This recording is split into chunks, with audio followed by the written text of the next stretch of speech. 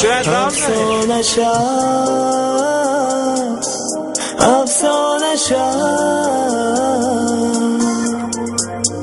در محفلی گل دختران نامنی خونه بشو چی؟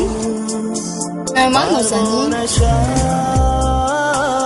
ماشین شخصی؟ از نام خودت؟ بله از نام خودم. کدام تمغه؟ راسته.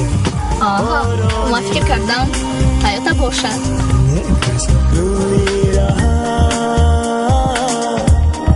گل میکنم در چشمه ای عشقی دیلم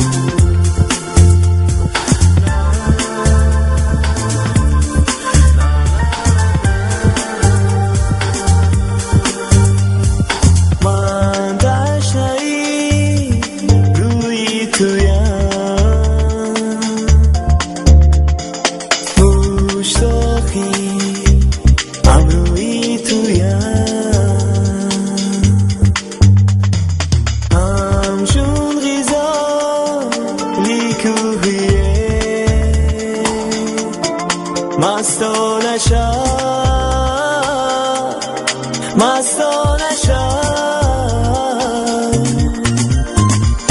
من عاشقی دل داده ام مهر و وفا رو بین روا تو اون دمه کی زنده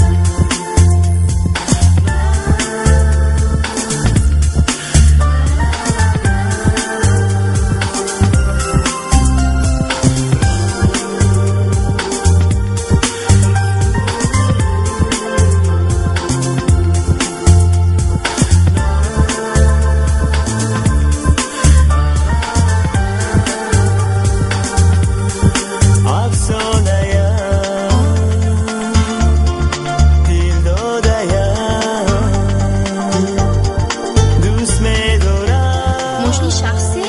از نام خودت؟ بله.